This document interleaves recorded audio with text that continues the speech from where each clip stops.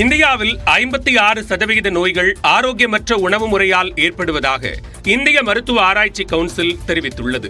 இந்தியர்களின் உணவு முறை மற்றும் நோய் தடுப்பு தொடர்பாக இந்திய மருத்துவ ஆராய்ச்சி கவுன்சில் மற்றும் தேசிய ஊட்டச்சத்து நிறுவனத்தின் இயக்குநர் ஹேமலதா தலைமையில் பல்துறை நிபுணர்கள் அடங்கிய குழு ஆய்வு செய்தது. அதன் அடிப்படையில் இந்தியர்களுக்கான 17 வகை உணவு வழிகாட்டுதல் பட்டியலை இந்திய மருத்துவ ஆராய்ச்சி கவுன்சில் வெளியிட்டுள்ளது.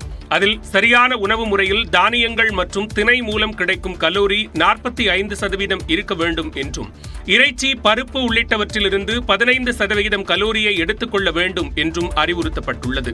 மேலும் எஞ்சிய 40% சத்துக்கள் காய்கறி, பழம் மற்றும் பால் மூலம் எடுத்துக் கொள்ளவும் ICMR அறிவுறுத்தியுள்ளது. நம்ம ஹெல்தி லைஃப் ஸ்டைலை ஃபாலோ பண்ணோம் அப்படின்னா நம்ம ஒரு பேலன்ஸ் டயட்டை கடைபிடிக்கணும். ஸோ அந்த பேலன்ஸ் டயட் என்ன அப்படின்னா முழு தானியங்கள், பயறு வகைகள், பருப்பு வகைகள், கீரைகள், காய்கறிகள், பழங்கள், தென் மீன், முட்டை எல்லாம் சாப்பிடணும். இந்த மீனில் வந்து omega-3 ஃபேட்டி ஆசிட் ஜாஸ்தியாக இருக்கிற மீனை பார்த்து நம்ம சாப்பிட்டோம் அப்படின்னா ஏர்லி ஸ்டேஜ்லேயே நம்ம ஹார்ட் டிசீஸ், டயபெட்டிஸ் இதெல்லாம் நம்ம வராமல் தடுக்கலாம். அதே நேரம் உடற்கட்டை மேம்படுத்த பயன்படுத்தும் புரோட்டீன் உணவுப் பொருட்களை பயன்படுத்த வேண்டாம் என்றும் வலியுறுத்தியுள்ளது. இந்தியாவில் 56% நோய்கள் ஆரோக்கியமற்ற உணவு முறையால் ஏற்படுவதாக சுட்டிக்காட்டிய இந்திய மருத்துவ கவுன்சில், நாட்டில் 5 முதல் 9 வரையிலான குழந்தைகளில் 34% பேர் ட்ரைகிளிசரைட் எனப்படும் மும்மடங்கு கொழுப்புடன் இருப்பதாக குறிப்பிடப்பட்டுள்ளது.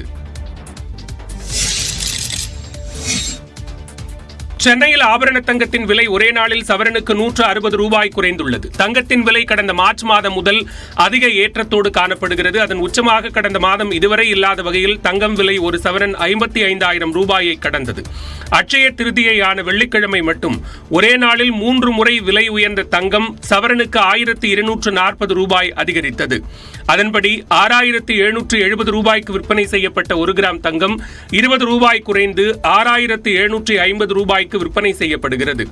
ஒரு சவரன் 54,160 ரூபாய்க்கு விற்பனையான நிலையில் 160 ரூபாய் விலை குறைந்து 54,000 ரூபாய்க்கு விற்பனை செய்யப்படுகிறது.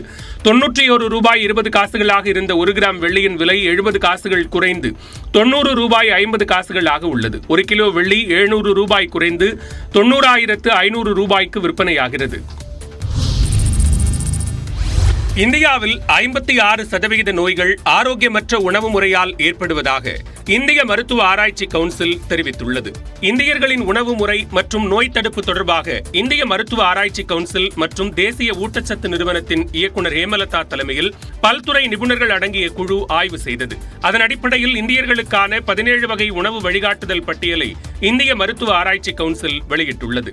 அதில் சரியான உணவு முறையில் தானியங்கள் மற்றும் திணை மூலம் கிடைக்கும் கலோரி 45% இருக்க வேண்டும் என்றும், இறைச்சி, பருப்பு உள்ளிட்டவற்றிலிருந்து 15% கலோரியை எடுத்துக் கொள்ள வேண்டும் என்றும் அறிவுறுத்தப்பட்டுள்ளது.